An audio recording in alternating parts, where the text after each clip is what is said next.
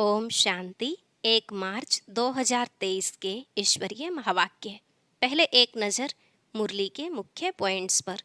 बाबा ने कहा, सारी विश्व को पावन बनाना यह एक के ही हाथ में है। मनुष्य के हाथ में तो कुछ भी नहीं। जो कुछ करते हैं सो परम पिता परमात्मा करते हैं। तो हमेशा महिमा एक बाप की ही करनी है और कोई की नहीं। तुम जितना उनको याद करेंगे उतना शांति मिलेगी। योग में रहने से आयु भी बढ़ती है और विकर्म भी विनाश होते हैं। यहाँ मैनर्स बड़े अच्छे चाहिए। जैसे बाबा कितने मीठे हैं, कहना चाहिए, बाबा मैं भी आप जैसा मीठा बनूंगा, हम भी ज्ञान सागर बनेंगे।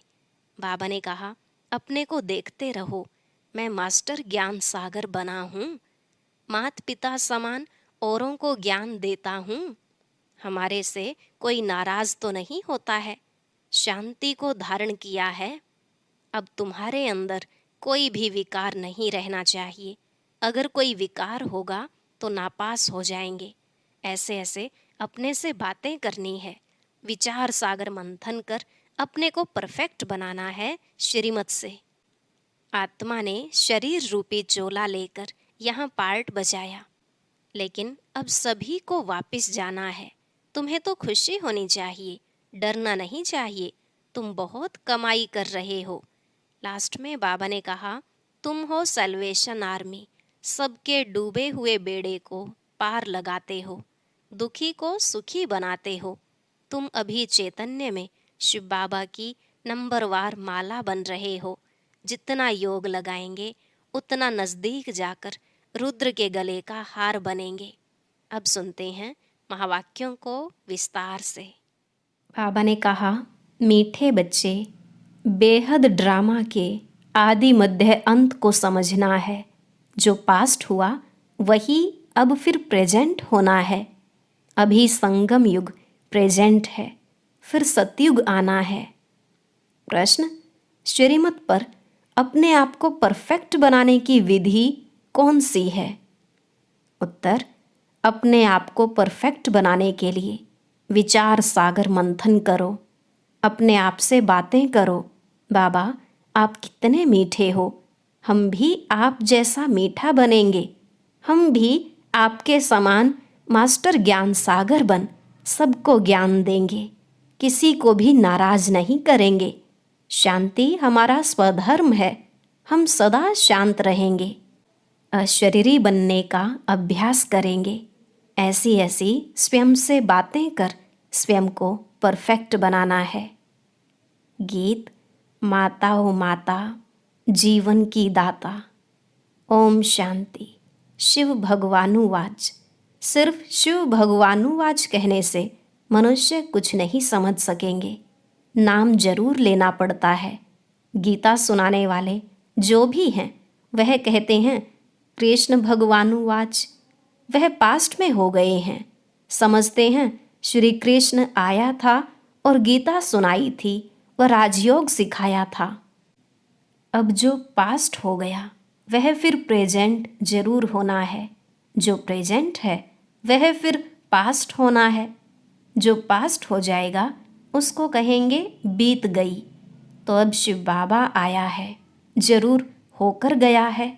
शिव भगवानुवाच जो ऊंचते ऊंच है वह सबका बाप है। जिसको सर्वशक्तिमान कहा जाता है वह बैठ समझाते हैं, तुम उनके बच्चे शिव शक्तियाँ हो। शिव शक्ति की महिमा गीत में सुनी ना। शिव शक्ति जगत अम्बा होकर गई है, जिसका यह यादगार है। होकर गए हैं फिर आने हैं जरूर। जैसे सतयुग पास्ट हुआ, अब कलयुग है, फिर सतयुग आने वाला है। अभी है पुरानी दुनिया और नई दुनिया का संगम। जरूर नई दुनिया होकर गई है, अब पुरानी दुनिया है। जो सतयुग पास्ट हुआ है फिर भविष्य में आना है। यह समझ की बात है। ज्ञान है ही समझ, वह है भक्ति, यह है ज्ञान। सृष्टि का चक्र कैसे फिरता है वह समझना है। उनको समझने बिगर मनुष्य कुछ भी समझ नहीं सकते। ड्रामा के आदि मध्य अंत को समझना है। उस हद के ड्रामा के आदि मध्य अंत को तो जानते हैं। यह है बेहद का ड्रामा। इसको मनुष्य समझ नहीं सकते। बाप जो बेहद का मालिक है वही खुद आकर समझाते हैं। शिव भगवानुवाच है, न कि श्री कृष्ण भगवानुवाच। कृष्ण को भी श्री कहते हैं क्योंकि उनको श्रेष्ठ बनाने वाला बाप है। भारतवासी बेचारे यह नहीं जानते हैं कि कृष्ण ही नारायण बनते हैं। हम अभी कहते हैं बेचारे बेसमझ हैं, सब गरीब दुखी पतित हैं। हम भी थे, परंतु अभी हम पावन बन रहे हैं। पतित पावन बाप अब हमको मिला हुआ है। कृष्ण को पतित पावन नहीं कहा जाता है। नई पावन दुनिया बनाने वाला रचयिता बाप ही है, जिसको परमपिता परमात्मा सर्वशक्तिमान कहा जाता है। वो ही पतित दुनिया को पावन बनाने वाला है, पतित सृष्टि को पावन बनाने वाला है। पतित सारी सृष्टि है, रावण पतित बनाते हैं। पतित पावन एक ही ईश्वर है। मनुष्य पतित से पावन बना नहीं सकते कोई भी हालत में। सारी दुनिया का सवाल है ना। समझो करके सन्यासी 1-2 करोड़ पावन हो, फिर भी 500-600 करोड़ पतित हैं, तो जरूर इसको पतित दुनिया कहेंगे ना। वास्तव में शिव भगवानुवाच पतित दुनिया में एक भी पावन हो नहीं सकता। बाप कहते हैं, तुम बच्चों को पावन बनाने लिए सारी सृष्टि को पावन बनाता हूँ। पतित पावन का अर्थ ही है विश्व को पावन बनाने वाला। शिव बाबा खुद कहते हैं, मैं पतित से पावन बना रहा हूँ। तुमको ही पावन दुनिया का मालिक बनना है। नई दुनिया में है आदि सनातन देवी देवता धर्म। यह भी कोई नहीं जानते। शिव बाबा को भी कोई नहीं जानते। पूछो, तुम जो निराकार परम पिता परमात्मा शिव की जयंती मनाते हो, वह कब आया? निराकार आया कैसे? जरूर निराकार तो शरीर में ही आएगा, तब तो कर्म कर सके। आत्मा शरीर बिगर कर्म थोड़े ही कर सकेगी। परमात्मा आकर जरूर उच्च बनाने का ही कर्म करेंगे। सारी विश्व को पावन बनाना यह एक ही के हाथ में है। मनुष्य तो दुखी ही दुखी हैं। भक्त भगवान को बुलाते हैं तो जरूर भगवान एक होना चाहिए। भक्त अनेक हैं। शिव भगवानुवाच, मैं शिव भगवान तुम बच्चों को राजयोग और सृष्टि चक्र का ज्ञान समझाता हूँ। अर्थात अब तुम्हारी आत्मा को सृष्टि चक्र का ज्ञान है। जैसे मुझ बाप को सृष्टि के चक्र का ज्ञान है, मैं आया हूँ तुमको सिखलाने। सृष्टि चक्र फिरना तो जरूर है। पतित से पावन बनना है। कोई तो निमित्त बनते हैं ना। 5 विकारों रूपी जेल से लिबरेट करने मैं आता हूँ। मैं शिव हूँ जो अभी इस तन में बैठा हूँ। तुम कहेंगे मैं आत्मा इस शरीर में बैठा हूँ, मेरे शरीर का नाम फलाना है। शिव बाबा कहते हैं, मेरा निराकारी शरीर तो है नहीं। मुझ परम पिता का नाम शिव ही है। मैं परम पिता परम आत्मा स्टार मिसल हूँ। मेरा शिव नाम एक ही है। तुम ही शालिग्राम हो, परंतु तुम्हारा नाम 84 जन्मों में बदलता रहता है। मेरा तो एक ही नाम है। मैं पुनर्जन्म नहीं लेता हूँ। गीता में जिसका नाम डाल दिया है वह तो पूरे 84 जन्म लेते हैं। ऐसे नहीं कि श्री कृष्ण ने गीता सुनाई। यह बड़ी समझने की बात है। मनुष्य के हाथ में कुछ नहीं है। जो कुछ करते हैं सो परम पिता परमात्मा करते हैं। मनुष्य को शांति सुख देना यह बाप का काम है। हमेशा महिमा एक बाप की ही करनी है और कोई की महिमा है नहीं। लक्ष्मी नारायण की भी महिमा है नहीं, परंतु राज्य करके गए हैं तो समझते हैं यह स्वर्ग के मालिक थे। वंडर तो देखो, वह जड़ चित्र और यहाँ चैतन्य बैठे हैं। शिव भगवानुवाच, तुम राजाओं का राजा पूज्य बनते हो, फिर पुजारी बनेंगे। पूज्य लक्ष्मी नारायण ही फिर आप ही पुजारी बनेंगे। तो जो पास्ट हो गए हैं उनका फिर मंदिर बनाकर पूजन करते हैं। यह सिद्ध कर बताना है।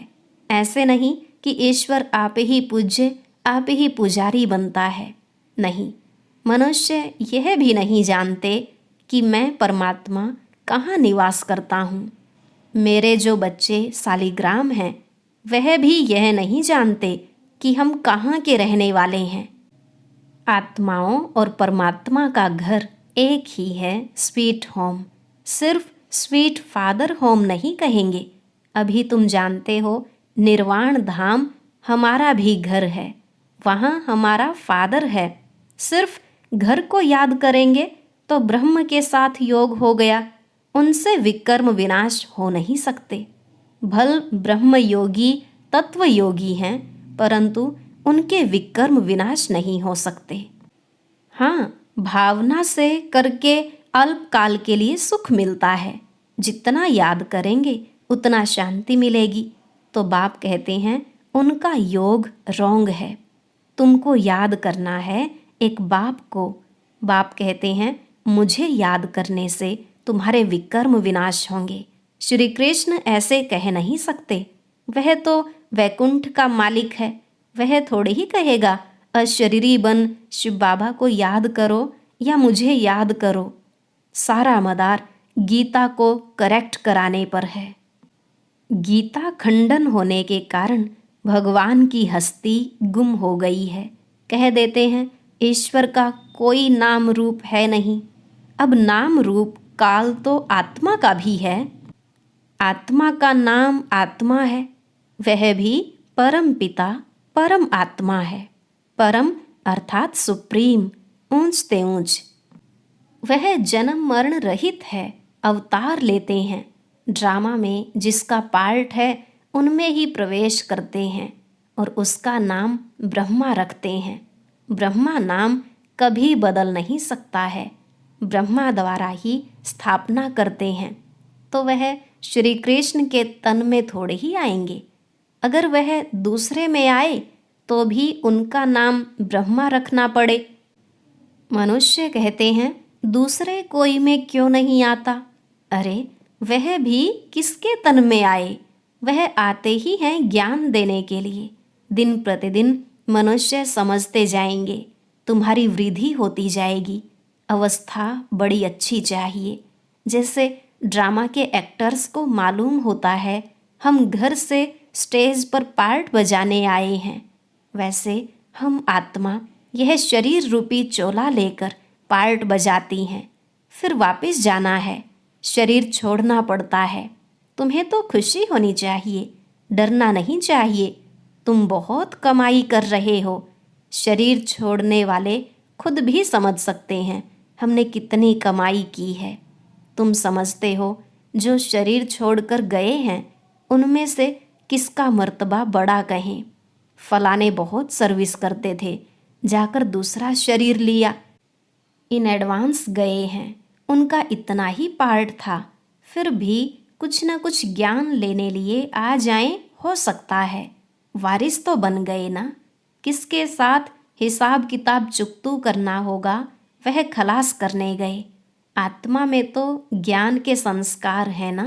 संस्कार आत्मा में ही रहते हैं, वह गुम नहीं हो सकते।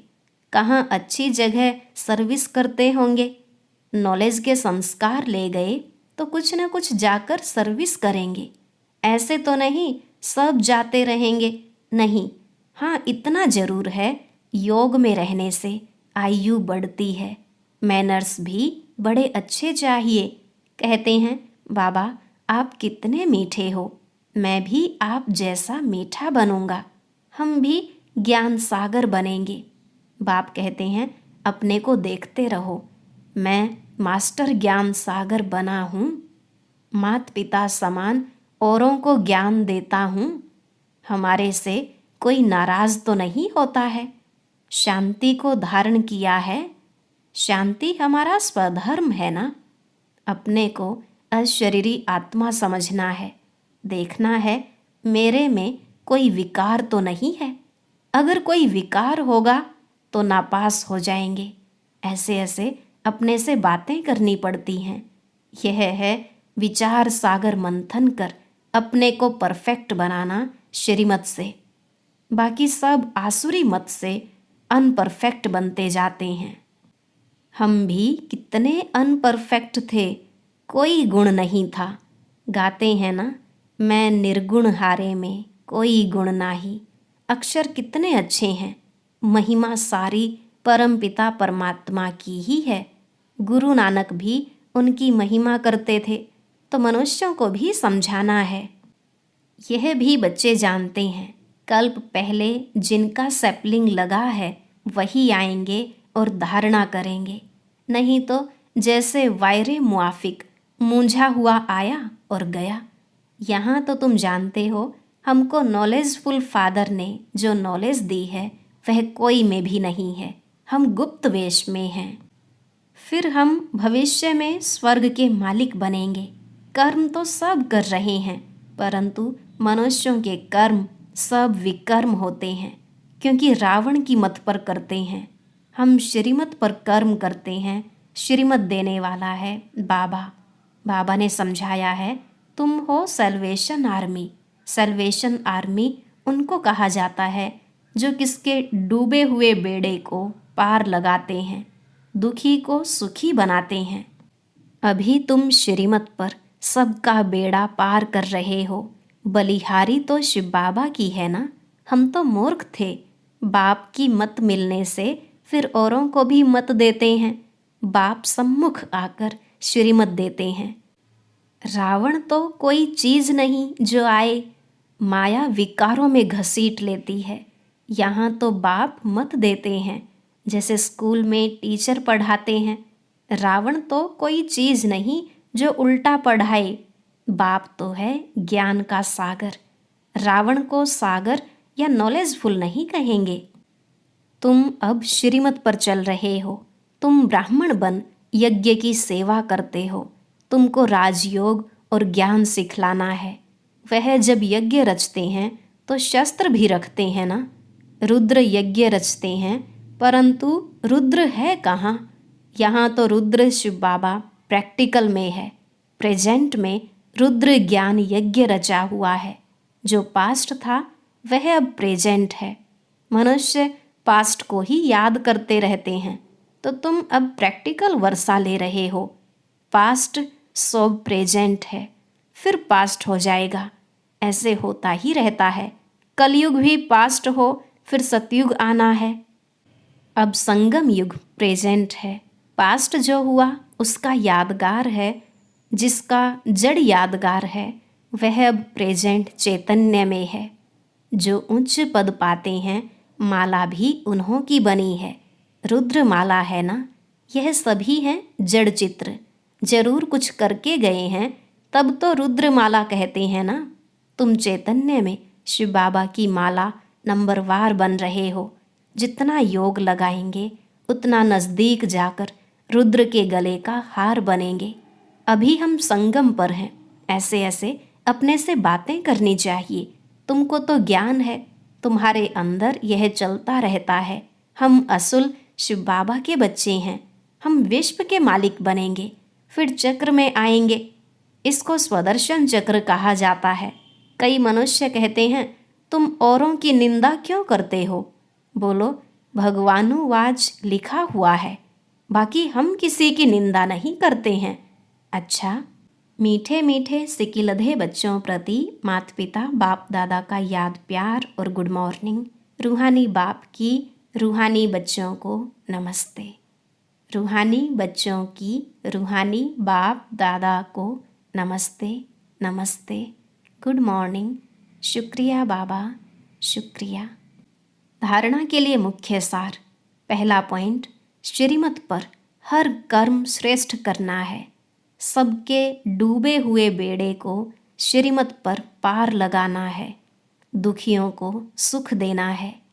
दूसरा, अंदर स्वदर्शन चक्र फिराते रुद्रमाला में नज़दीक आने के लिए याद में रहना है। ज्ञान का मंथन करना है। अपने आप से बातें जरूर करनी है। आज का वरदान, ब्राह्मण जीवन में सदा आनंद व मनोरंजन का अनुभव करने वाले खुश नसीब भव। ब्राह्मण जीवन में सदा आनंद व मनोरंजन का अनुभव करने वाले खुश नसीब भव। बाबा ने कहा, खुश नसीब बच्चे सदा खुशी के झूले में झूलते ब्राह्मण जीवन में आनंद व मनोरंजन का अनुभव करते हैं। यह खुशी का झूला सदा एक रस तब रहेगा जब याद और सेवा की दोनों रस्सियाँ टाइट हों। एक भी रस्सी ढीली होगी तो झूला हिलेगा और झूलने वाला गिरेगा। इसलिए दोनों रस्सियाँ मजबूत हों तो मनोरंजन का अनुभव करते रहेंगे। सर्वशक्तिमान का साथ हो और खुशियों का झूला हो तो इस जैसी खुशनसीबी और क्या होगी। स्लोगन, सबके प्रति दया भाव और कृपा दृष्टि रखने वाले ही महान आत्मा हैं। सबके प्रति दया भाव और कृपा दृष्टि रखने वाले ही महान आत्मा हैं।